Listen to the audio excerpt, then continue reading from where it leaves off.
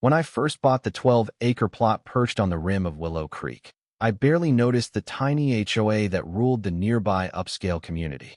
My cabin, a labor of love, stood just beyond their reacher, so I believe. I'd spent 2 years hammering every nail, sanding every plank, pouring my heart and savings into a modest log retreat. With solar panels glinting in the sun, a wraparound porch, and a view of rolling hills that no checkbook could claim, it was my slice of liberty. I called it home. The HOA called it a blight.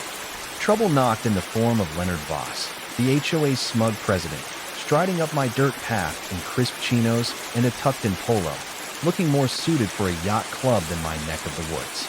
He thrust an envelope at me like it was a subpoena.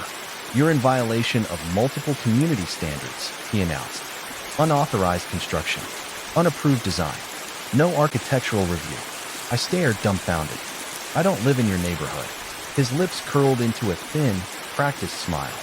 "Actually, for recent boundary revisions, your lot now falls under Willow Creek's expanded jurisdiction." The letter, stamped with bold red warnings, gave me 72 hours to comply or demolish.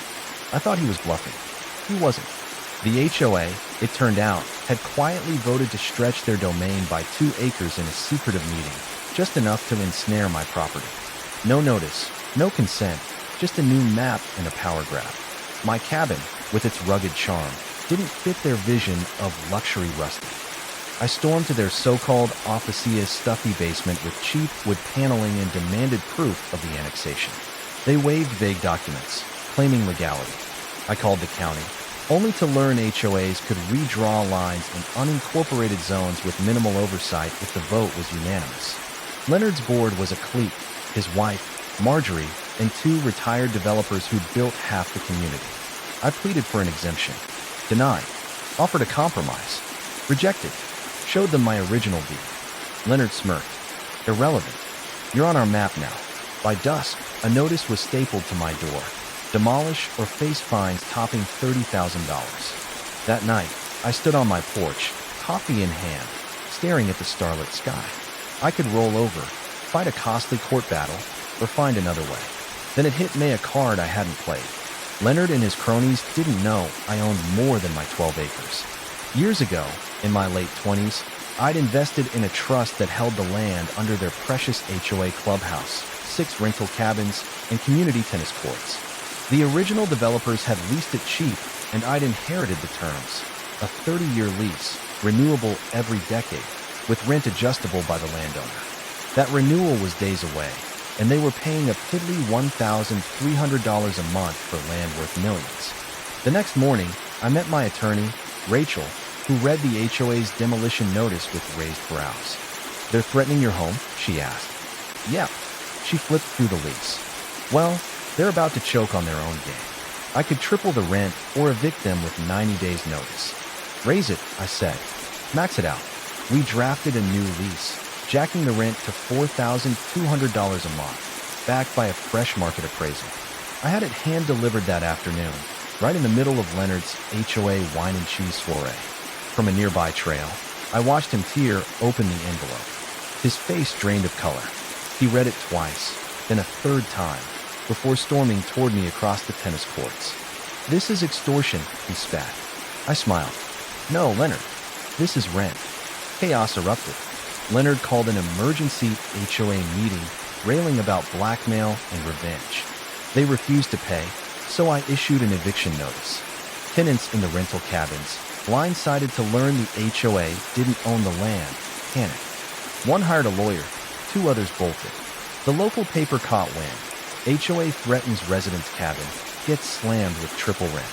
The story spread like wildfire, painting me as the underdog against a bullying HOA. Neighbors, shop owners, even ex-board members who loathed Leonard rallied behind me. But the fight turned ugly. One night, I found my solar panels shattered, Get Out sprawled across my cabin.